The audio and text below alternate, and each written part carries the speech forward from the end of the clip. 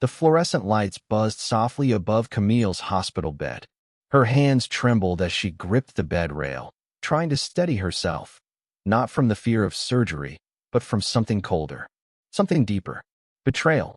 The doctor had just stepped out, leaving behind words that echoed in her chest like a siren. The tumor is pressing against your liver. We need to operate tonight. There wasn't time to wait. Not even a day. Camille, 35, had prepared herself for the physical part, but not for this. Finding someone to care for her twin boys, Leo and Micah, barely 8 months old. She couldn't take them with her, and she couldn't imagine strangers holding them while she lay unconscious under anesthesia. Her hands moved on their own, dialing the one number she thought she could count on. Her parents. "Mom," she said, trying to keep her voice from shaking. "I need you. It's an emergency. I'm scheduled for surgery in 2 hours. Could you just stay with the boys for the night?" There was a pause. Then her mother sighed. "Oh, Camille, not tonight. We're in the city already. Remember? Tonight's the Bruno Steele concert. Front row tickets. Your father's been looking forward to this for months." Camille blinked, stunned. I might have cancer. I just need a few hours. Please." Her dad's voice floated in from the background. Why does everything always have to be a crisis with her? She felt something inside her crack. "I pay your rent. I send money every month. I even paid for Nate's rehab last year. I've never asked you for anything," she whispered. "And we're grateful, sweetheart," her mother said sharply. "But we can't just drop everything because you suddenly need help. You should have planned better." The line went dead. Camille stared at the phone, hands still frozen midair. Her heart wasn't racing anymore. It was sinking. She wasn't just on her own in that hospital room. She had always been.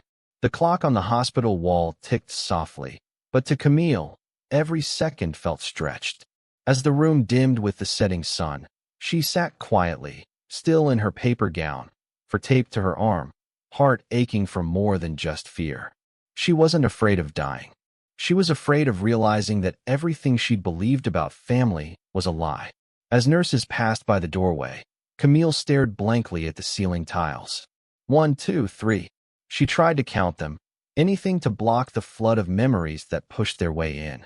All her life, she'd been the dependable one, the stable one, the fixer. When her parents struggled with debt, it was Camille who stepped in. When her younger brother Nate crashed his car, again, Camille paid the repairs. When her mother's credit card got declined at the grocery store, Camille transferred money before being asked. She hadn't taken a real vacation in 7 years. She worked 60-hour weeks as a project lead in a tech firm, all while raising twin boys on her own. Their father had disappeared before the first ultrasound, but Camille never complained. She just kept showing up for everyone. Groceries for her parents, bail money for Nate, rent when her dad's hours got cut, a new laptop when her mom's broke. Quiet sacrifices, one after another, while she skipped dentist appointments, wore the same winter coat for 4 years, and cooked spaghetti 5 nights a week just to stretch her budget. And now, the one time she asked for help, truly, desperately needed someone, they chose a concert. She laughed bitterly under her breath. Not because it was funny, but because it was so painfully clear. It wasn't that they didn't love her. It was that they loved what she did for them. And somewhere along the way, Camille had started believing that was enough.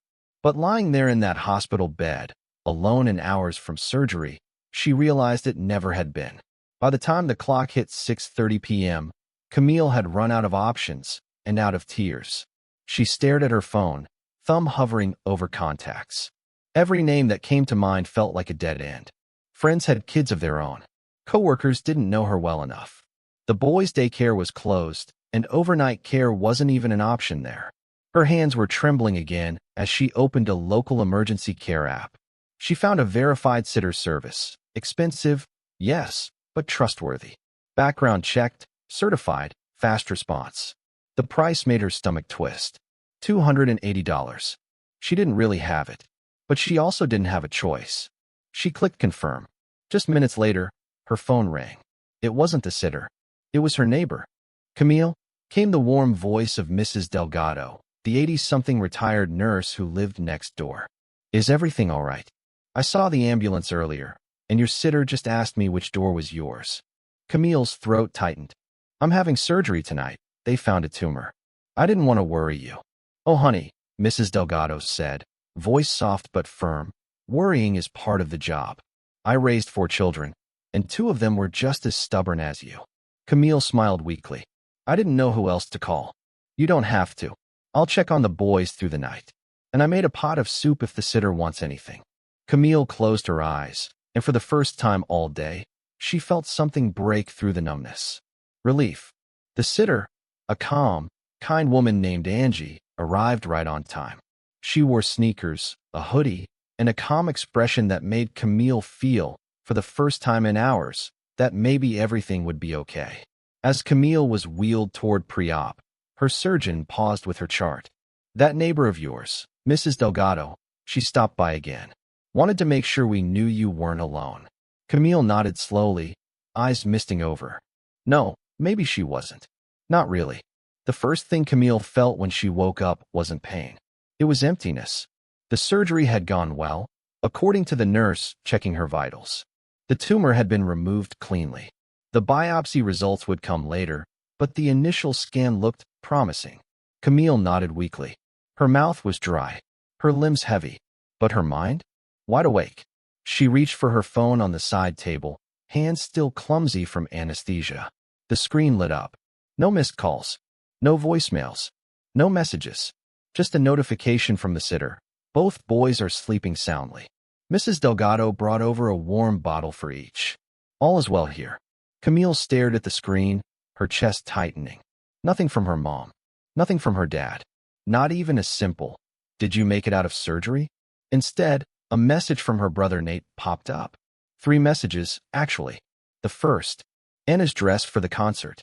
Smiling face with heart eyes, look at those heels. The second was a blurry video. Her parents, dancing to loud music, arms in the air, lit by stage lights. The third, her mom's voice, laughing over the crowd. Camille's tough. She'll be fine. She always is. Camille didn't cry at first. She just watched the screen until it went black. And then, the tears came. The nurse returned quietly, noting her shaking shoulders. Are you hurting? She asked gently. Camille wiped her face and whispered, not the kind you can treat with meds. The nurse didn't ask again. She just sat beside her for a while, saying nothing. Outside, the world went on. Concerts played, people laughed, phones stayed silent. But inside Camille, something was shifting. Not anger, not even sadness. Clarity. She had shown up for them her entire life. And not a single one of them showed up when it mattered most. By morning, Camille was discharged. The pain meds dulled the physical ache, but the deeper wound, the one they hadn't operated on, was still raw. The sitter handed her the twins, smiling. They were perfect. Mrs. Delgado checked in twice during the night. You've got some angels living next door. Camille thanked her, paid the full amount without hesitation, $295 she technically couldn't afford. But it had been worth every cent to know her sons were safe. Truly safe. Loved. Not just watched. At home, the boys babbled in their car seats as she carried them inside. Sunlight spilled across the floor, and for a moment, Camille just stood in her hallway breathing. Everything felt still. No calls. No drama. No guilt. And in that stillness, a decision was born. She walked into her home office, set the twins in their playpen, and opened her laptop. First, she canceled the automatic transfer she'd been sending to her parents every month for the past 7 years. $500, without fail. Click. Gone. Next, she opened the grocery app where their address was still saved under Mom's pantry and deleted it. Then, she found the credit card she'd co-signed for them during their last emergency and disabled the account. Permanently. Finally, she opened her phone and, with hands steadier than she expected, blocked their numbers. One by one. No anger. No big speech. Just silence. It felt like standing at the edge of a cliff. But instead of fear, she felt wings. Camille walked into the twins' room. Leo was reaching for his stuffed giraffe. Micah was half asleep, thumb in mouth. They didn't know what had happened. Didn't know about concerts or betrayal or hospital rooms. They only knew she was there. And in that moment, Camille whispered to herself, "From now on, I choose us." No more giving to people who only take. She didn't know anyone in explanation. Just her sons. And maybe herself. 3 quiet days passed. No texts. No voicemails. No, are you okay? Camille almost didn't know what to do with the silence. For years, her life had been a constant stream of requests, emergencies, guilt-laced conversations. Now, just the soft hum of the baby monitor. Bottles. Naps. Healing. And peace. But peace didn't last forever. It was Thursday evening. She had just finished bathing the twins, their giggles echoing through the apartment, when a loud, urgent knock shook the front door. The twins froze. Micah let out a startled cry. Camille wrapped both of them in warm towels and carried them to the living room. She placed them gently in their rocker and walked to the peephole. Her brother, Ryan, alone. His face was flushed, eyes red. No sign of their parents, just Ryan, shifting on his feet like he had nowhere else to be. "Camille," he called out softly. "Please, I know you're in there." She opened the door just an inch, leaving the chain in place. "What do you want?" she asked, her voice calm. Ryan's lips pressed together. "Dad lost his job. Mom's panicking. They're behind on the mortgage. If they don't pay something soon, they might lose the house." She stared at him, unblinking. "I've been trying to reach you. We all have. You blocked everyone." "I did," she said, "because I'm done being your backup plan." He flinched. "That's not fair." "No.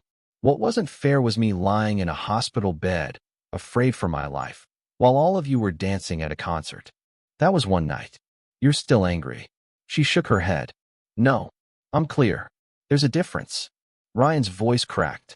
"Camille, they need you." She exhaled slowly. The old Camille would have crumbled. Would have asked how much they needed, how soon she could send it. But not anymore. "I needed them too. And they chose music over me. So tell them, I'm not available anymore." She closed the door. This time, she didn't cry. She didn't even shake. She just returned to her boys, warm, safe, waiting, and held them until their breathing slowed and the world outside faded away. By the weekend, the silence had shattered. The flood began with a voicemail. Her mother's voice, sharp, controlled, too formal. "Camille, your brother told us what you said. We need to discuss this situation like adults. Call me back immediately." No mention of her surgery. No "how are you?" Just command. Just control. Then came the texts, from unknown numbers, likely burner phones or borrowed devices. "Camille, this is Dad. You're being unreasonable. We're your family. Cam, please. Let's not blow this out of proportion." Even one from a cousin she hadn't spoken to in years. "I don't know what's going on, but they're really upset. Can't you just talk to them?" Camille didn't respond. Then came the letter, slipped under her door in a white envelope. Her father's handwriting. Neat. Careful. Inside, a page filled with stiff phrases and vague regret. "We may have made mistakes. We didn't realize how serious it was. We still love you." But Camille knew what wasn't there. No mention of the surgery. No apology for the concert. No ownership of the choice they'd made to let her face the scariest night of her life, alone. A few days later, a more desperate move. She got a call from the front desk at her office. "Your mother is downstairs," the receptionist said awkwardly. "She's asking to speak with you." Camille walked to the window, watched from 3 floors up. Her mother stood by the building entrance, pacing, holding her phone like it was a weapon and a shield. She didn't look broken. She looked impatient, like she was waiting for an employee to fall back in line. Camille returned to her desk. She typed out an email to HR. "Please make a note. I'm not available for personal visitors, especially family." That night, she looked at her boys sleeping, tiny hands curled near their cheeks, and felt no guilt, just certainty. Her parents weren't reaching out to reconnect. They were trying to reclaim control, and Camille had already taken it back. It was nearly 9 p.m. Camille had just tucked the twins into bed, warm, clean, safe, when the knock came. Not frantic, not rushed, measured, heavy, expectant. She froze in the hallway, not because she was afraid, but because she already knew who it was. She approached the door quietly, looked through the peephole, and there they were. Her father, shoulders square, jacket pressed, holding his hat in both hands like someone preparing for a confession. Her mother, half hidden in the hallway shadows, smaller than Camille remembered, but no less composed. They didn't knock again right away. They just stood there, waiting, like customers at a closed window, expecting service anyway. Camille didn't open the door. Instead, she listened. Her father shifted his weight, whispered something to her mother. She replied, barely audible. He shook his head, sharp, annoyed. Another knock. Then his voice, deep but restrained. Camille, we know you're in there. We can hear the babies. Just open the door. Let's talk. A beat of silence. Then her mother, voice thinner now. Please, honey. We're your parents. We love you. Camille almost laughed, not because it was funny, because it was too late. Love that only shows up when the money stops flowing isn't love. Love shows up when you're scared. On hospital nights, with trembling hands and real concern. They hadn't shown up for her. Not when it mattered. Now that the transfers had stopped, now that the account was closed, the groceries canceled, the credit card frozen, now they wanted to talk. Camille turned away from the door. She walked to the twins' room. Leo was snoring softly. Micah stirred and reached for her hand. She sat between their cribs and stayed there. The knocks continued for another half hour. Then her father's voice again, this time, sharper. This is ridiculous, Camille. You're being dramatic. We raised you better than this. Camille closed her eyes. No, they hadn't raised her better. They had raised her to be obedient, to give, to stay small while others took up space. The woman who knew her worth, who said no, who demanded respect. That woman, Camille had raised herself. By morning, they were gone. No more knocking. No more voices through the door. Just silence and an envelope. It sat neatly on the doormat, her name written in her father's clean, careful handwriting. For a moment, Camille just stared at it through the peephole. She didn't feel anger. She didn't feel guilt. She felt nothing.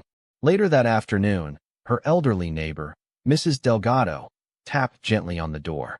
Sweetheart, there's an envelope outside. Want me to bring it in? Camille smiled softly. No, thank you. It's fine right where it is. And it stayed there. All day. All night. Into the next. Each time she left the apartment, stepping over it became easier. Like walking past a chapter that no longer needed to be read. By the third day, the paper had curled slightly at the corners. Rain had misted one edge. Still, Camille left it untouched. Then, on the fourth morning, after breakfast, after changing diapers, after dancing in the kitchen with her boys to a silly kid song, she picked it up. She didn't open it. She walked straight to the trash bin in the building's courtyard, dropped it in, and walked away, not because she was angry, but because she had nothing left to prove. That afternoon, her phone rang again, a number she didn't recognize. She almost declined it, but something told her to pick up. Miss Duval, a woman asked. This is Caroline from Union Ridge Bank. I'm calling about the account listed under Thomas and Elaine Duval. You're still listed as an emergency contact. Camille's heart didn't skip. Her hands didn't shake. I asked to be removed from that months ago, she replied evenly. I understand, the woman said. But the account is significantly overdrawn. Payments have bounced. We're required to notify emergency contacts before closing the file. You don't need to notify me anymore, Camille said. Please remove me permanently. A pause. Then, of course, we'll handle it. She hung up, sat down next to the twins' playmat. Leo was chewing on a wooden giraffe. Micah was trying to stand, wobbly but determined. And Camille? She smiled. There was a time when that phone call would have triggered panic, calculation, scrambling, guilt. But now, it was just a call. Not her problem. Not her burden. The weight was gone. The text came late in the day, from another unfamiliar number. Camille didn't need to open it. She already knew who it was. She tapped the screen anyway. Mom and Dad's power was shut off. They're staying with me now. Can we talk? Ryan. No apology. No mention of her surgery. No question about the twins. Just another nudge toward obligation. Camille didn't reply. Instead, she opened her banking app. For the first time since becoming a mother, her emergency fund was growing. Slowly, steadily. Not much, but it was hers. No one else's crisis. No one else's mess. Just something for her children's future. She stood and stretched.